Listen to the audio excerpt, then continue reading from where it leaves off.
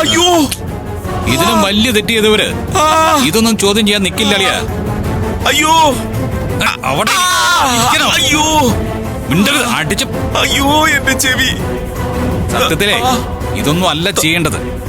പച്ചക്ക് നിർത്തി പെട്രോൾ ഒഴിച്ച് കത്തിച്ച് കളയുന്ന സകലതിനെയും അങ്ങനെ വേണം. സർ വേണ്ട സർ, വിട്ടേക്ക്. നന്ദിനി, ഈ കാര്യത്തിൽ താൻ ഇടപെടണ്ട. ഇവരുടെ ദുഷ്ടതയ്ക്ക് ഒരവസാനം ഉണ്ടാവണമെങ്കിൽ ഇവരെ ശിക്ഷിച്ചേ പറ്റൂ.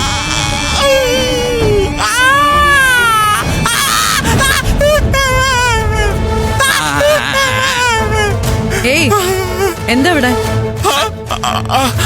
ആന്റി വന്ന് ചെവിന്ന് വിടളിയാ.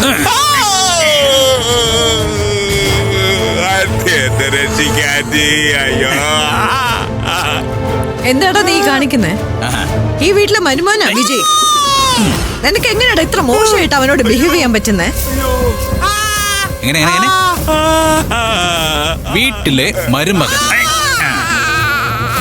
ആ സ്ഥാനം എപ്പോഴെങ്കിലും ഈ മനുഷ്യന് നിങ്ങൾ കൊടുത്തിട്ടുണ്ടോ? ഈ വീടിനകത്ത് ഒരു അടിമയായിട്ടല്ലാതെ എന്തെങ്കിലും സ്വാതന്ത്ര്യം അമ്മയും മോളും അനുഭവിച്ചിട്ടുണ്ടോ? അയ്യോ, ഉണ്ടോ? അല്ല, എന്റെ ഒരു സംശയമാണേ. വിടാൻ പറഞ്ഞില്ലേ? വിടണവനെ. അയ്യോ, അമ്മോ, നിനക്ക് എന്താ അറിയണ്ടേ? ഈ ഒരു ചങ്കൂറ്റുണ്ടല്ലോ, ചെയ്യാവുന്ന വൃത്തികേടുകളൊക്കെ ചെയ്തു കൂട്ടിയിട്ടും ഒരു ഉടുപ്പുമില്ലാതെ ഞങ്ങളുടെയൊക്കെ മുന്നിൽ വന്ന് നിൽക്കാനുള്ള ഈ ചങ്കൂറ്റം, ഇതിന്റെ പേരാണ് പത്മാ മേഡത്തിന്റെ അഭിമാനമെന്നാണെങ്കിൽ അതിനെ എനിക്ക് കാർത്തുപ്പാനേ പറ്റൂ. എന്ത് കരുതി നിങ്ങള്? ഈ ലോകത്തിന്റെ ഏത് കോണിൽ നന്ദിനെ നിങ്ങൾ കൊണ്ടുപോയി തള്ളിയാലും അവളെ ഞാൻ കണ്ടുപിടിക്കുമായിരുന്നു, കൂടെ നിർത്തുമായിരുന്നു, ഇങ്ങോട്ട് കൊണ്ടുവരികയും ചെയ്തേനെ.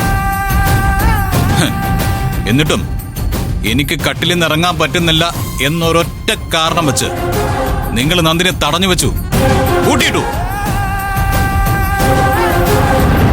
രാജുവേട്ടന്റെ കയ്യിൽ ഫോണില്ല, നന്ദിനിയുടെ കയ്യിലും ഫോണില്ല.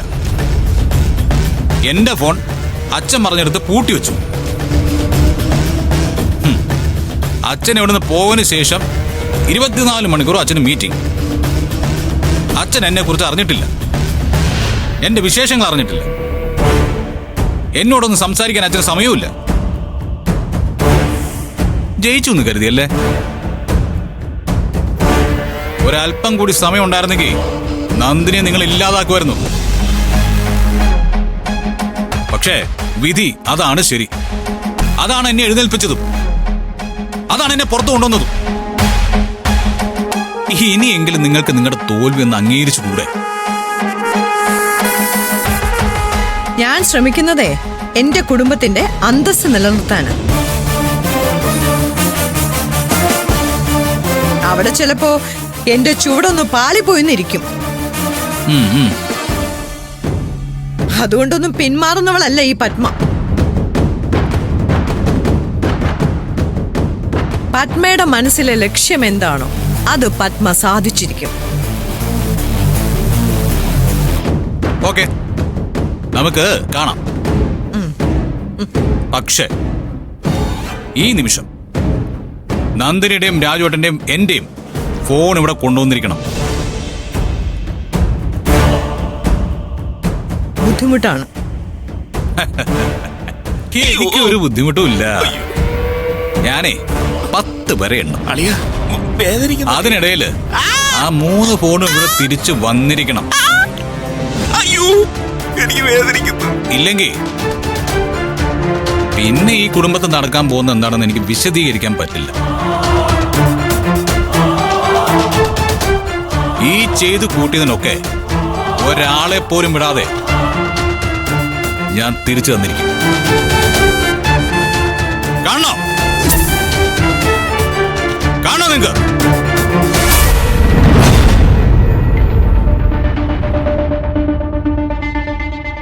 1